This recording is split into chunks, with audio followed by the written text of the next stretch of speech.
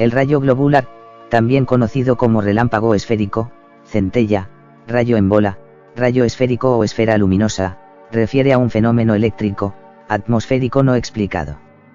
El término se refiere a informes de objetos esféricos luminiscentes, que varían desde el tamaño de un guisante hasta varios metros de diámetro. Aunque generalmente se asocia con tormentas eléctricas, el fenómeno dura considerablemente más que la fracción de segundo de un rayo. Dos informes del siglo XIX dicen que la esfera finalmente explota, dejando un olor a azufre. La existencia real de los fenómenos de las centellas está probada, pero aparecen en una variedad de registros a lo largo de los siglos. Hasta la década de 1960, la mayoría de los científicos trataban escépticamente los informes de las centellas, a pesar de los avistamientos en todo el mundo.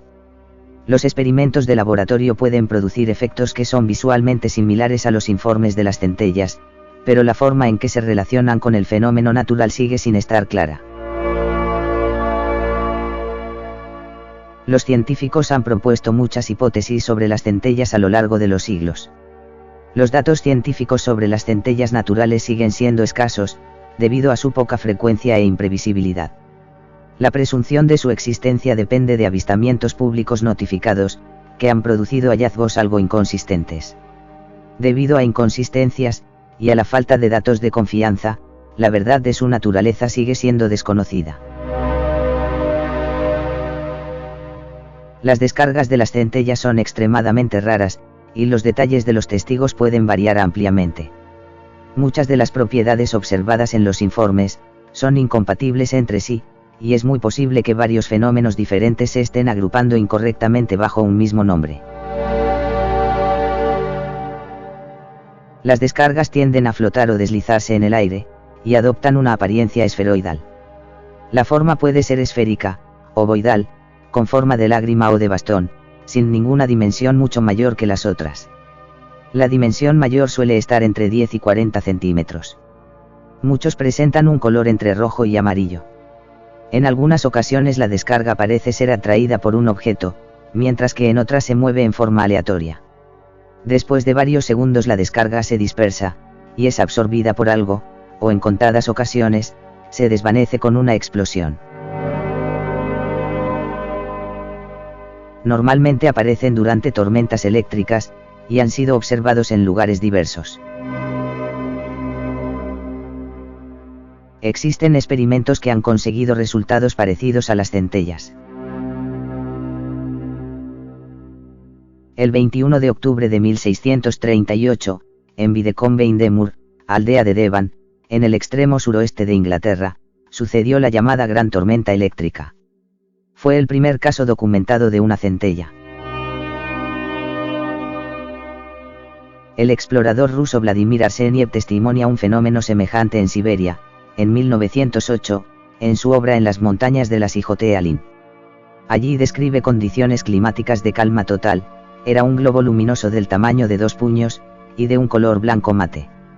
Iba lentamente por el aire, adaptándose a la topografía del lugar.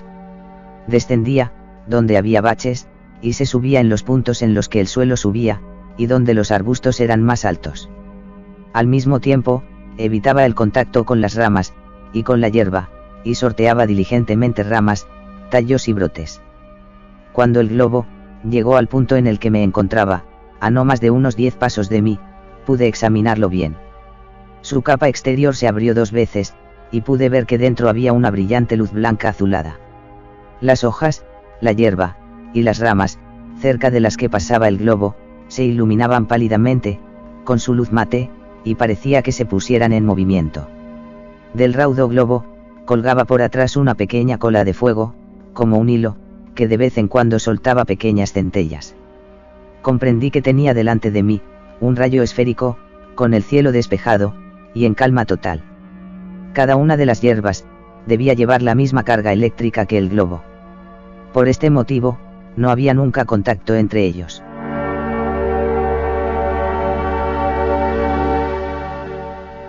En distintos momentos, aviadores de todo el mundo, informaron avistamientos, especialmente durante la Segunda Guerra Mundial. Debido al desconocimiento del fenómeno durante ese periodo, los pilotos los llamaron Foo Fighters. En la ciudad de Rosario, Argentina, el 25 de febrero de 2012, una serie de centellas aparecieron en los patios de las viviendas residenciales del barrio Alberdi, al norte de la ciudad. Un testigo sufrió la explosión de una de ellas, mientras se encontraba en la cocina de su hogar, evento que derivó en la caída al suelo de su madre, y varias denuncias a periódicos locales de parte de los vecinos. Otro informe da cuenta de una centella que se deslizó a lo largo del pasillo de un avión de pasajeros. Durante mucho tiempo el fenómeno fue considerado un mito. Aunque la naturaleza exacta del mismo, todavía es sujeto de especulación.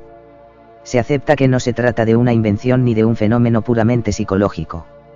Se han obtenido más de 3.000 informes, de testigos oculares, y ha sido fotografiado varias veces. Aún no existe una explicación que sea ampliamente aceptada. Algunas características, difíciles de explicar, son la longevidad de su existencia, y la flotación casi neutral en el aire. Es posible que la energía, que alimenta el brillo, sea generada por una combinación química liberada lentamente.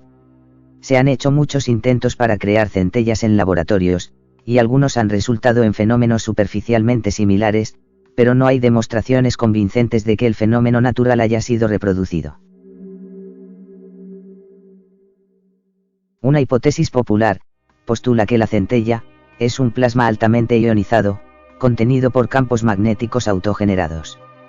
Pero si el gas está razonablemente ionizado, y si además está cerca del equilibrio termodinámico, entonces debe estar muy caliente. Como su presión debe estar en equilibrio con la del aire que lo rodea, debería ser mucho más liviano que el aire, y por lo tanto elevarse rápidamente. Un campo magnético puede ayudar a resolver el problema de la cohesión del globo de plasma, pero lo haría aún más liviano. Además, un plasma caliente, incluso combinado con un campo magnético, no sobreviviría el tiempo que duran las esferas, debido tanto a la recombinación como a la conducción térmica. Si una centella es un plasma altamente ionizado, quiere decir que mediante un fenómeno químico o físico, se generan iones. Estos son átomos o moléculas cargadas eléctricamente, debido al exceso o deficiencia de electrones, de acuerdo a un átomo o molécula neutra. A la especie química con más electrones que el átomo o molécula neutro se le llama anión, y posee una carga neta negativa, y a la que tiene menos electrones catión, teniendo una carga neta positiva. Hay varias maneras por las que se pueden formar iones de átomos o moléculas. Puede haber, sin embargo, formas especiales de plasma, para las cuales los argumentos anteriores no se aplican completamente. En particular, un plasma puede estar compuesto por iones positivos y negativos, en lugar de iones positivos y electrones. En ese caso, la recombinación puede ser bastante lenta, incluso a temperatura ambiente. Una de estas teorías involucra hidrógeno, cargado positivamente, y una mezcla de nitritos y nitratos cargados negativamente. Estos nitritos existen típicamente en el ambiente en formas solubles en agua, en asociación con otros iones tales como sodio y potasio. Los nitratos son nutrientes que se encuentran naturalmente en el medio ambiente, no tienen color ni sabor y se encuentran en la naturaleza tanto en los suelos como disueltos en el agua. Las sales se disocian completamente en ambientes acuáticos. Se desarrolló el modelo de centella, que está basado en las oscilaciones no lineales. El ejemplo más sencillo de oscilador no lineal es el del péndulo simple. Consideremos una masa determinada que pende de un punto fijo a través de una barra rígida ideal, sin masa, y de longitud L. Por acción de la gravedad, la masa oscila en torno al punto más bajo del péndulo. Pero estas oscilaciones no lineales están acompañadas de la simetría esférica de partículas, cargadas en el plasma. Una partícula en un potencial de simetría esférica, es un término para referirse a toda una serie de problemas o sistemas físicos, interesantes, en los que una partícula está en un campo exterior central con simetría esférica. Este tipo de sistemas aparece tanto en mecánica clásica, donde el caso más notorio son las órbitas planetarias, como en mecánica cuántica, donde el caso más interesante es el átomo con un solo electrón. Estas oscilaciones fueron descritas, usando tanto enfoques clásicos, como cuánticos. Se encontró que las oscilaciones de plasma más intensas, se producen en las regiones centrales de una centella. Se sugiere que los estados ligados de partículas cargadas, que se oscilan radialmente, con spines traducido giros, orientados en sentido opuesto, pueden aparecer dentro de una centella. El spin, del inglés spin giro, girar, se refiere a una propiedad física de las partículas subatómicas, por la cual toda partícula elemental, tiene un momento angular intrínseco de valor fijo. Se trata de una propiedad intrínseca de la partícula como lo es la masa o la carga eléctrica. En 1920, los químicos analíticos llegaron a la conclusión que para describir a los electrones en el átomo, además de los números cuánticos, se requería de un cuarto concepto, el llamado spin del electrón. Este, al girar sobre su propio eje genera un campo magnético, el denominado spin. Los dos físicos, Gaudsmit y Uhlenbeck, descubrieron que, si bien la teoría cuántica de la época no podía explicar algunas propiedades de los espectros atómicos, añadiendo un número cuántico adicional, el spin, se lograba dar una explicación más completa de los espectros atómicos. Pronto, el concepto de spin se amplió a todas las partículas subatómicas, incluidos los protones, los neutrones y las antipartículas. El spin proporciona una medida del momento angular, y de la acción, intrínseco de toda partícula. Todo esto en contraste con la mecánica clásica, donde el momento angular se asocia a la rotación de un objeto extenso. El spin es un fenómeno exclusivamente cuántico. En las teorías cuánticas no relativistas el giro debe introducirse de manera artificial, mientras que en las relativistas aparece de manera natural. Este fenómeno, a su vez, puede producir una fase superconductora en una centella. La idea de la superconductividad se consideró anteriormente. La posibilidad de la existencia de una esfera con un núcleo compuesto también se discutió en algunos modelos. Se denomina superconductividad a la capacidad innata, que poseen ciertos materiales para conducir corriente eléctrica, sin resistencia ni pérdida de energía en determinadas condiciones.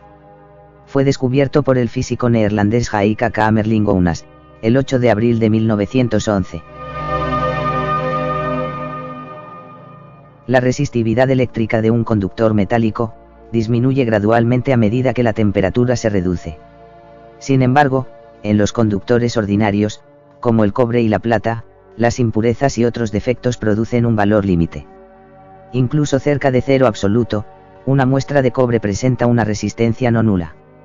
La resistencia de un superconductor, en cambio, desciende bruscamente a cero, cuando el material se enfría por debajo de su temperatura crítica. Una corriente eléctrica, que fluye en una espiral de cable superconductor, puede persistir indefinidamente sin fuente de alimentación. Al igual que el ferromagnetismo, y las líneas espectrales atómicas, la superconductividad es un fenómeno de la mecánica cuántica. La superconductividad ocurre en una gran variedad de materiales, incluyendo elementos simples como el estaño y el aluminio, diversas aleaciones metálicas, y algunos semiconductores fuertemente dopados. La superconductividad, normalmente, no ocurre en metales nobles, como el cobre y la plata, ni en la mayoría de los metales ferromagnéticos. Pero en ciertos casos, el oro se clasifica como superconductor, por sus funciones y los mecanismos aplicados. Aunque la propiedad más sobresaliente de los superconductores es la ausencia de resistencia, lo cierto es que no podemos decir que se trate de un material de conductividad infinita, ya que este tipo de material por sí solo no tiene sentido termodinámico. En realidad un material superconductor, de tipo 1, es perfectamente diamagnético. El diamagnetismo es una propiedad de los materiales que consiste en repeler los campos magnéticos. Es lo opuesto a los materiales paramagnéticos, los cuales son atraídos por los campos magnéticos. El campo magnético distingue dos tipos de superconductores, los de tipo 1, que no permiten en absoluto que penetre un campo magnético externo, lo cual conlleva un esfuerzo energético alto, e implica la ruptura brusca del estado superconductor si se supera la temperatura crítica, y los de tipo 2, que son superconductores imperfectos, en el sentido en que el campo realmente penetra a través de pequeñas canalizaciones denominadas vórtices. Cuando a un superconductor de tipo 2 le aplicamos un campo magnético externo débil, lo repele perfectamente. Si lo aumentamos, el sistema se vuelve inestable, y prefiere introducir vórtices para disminuir su energía. Estos van aumentando en número colocándose en redes de vórtices, que pueden ser observados mediante técnicas adecuadas. Cuando el campo es suficientemente alto, el número de defectos es tan alto que el material deja de ser superconductor. Este es el campo crítico, que hace que un material deje de ser superconductor y que depende de la temperatura.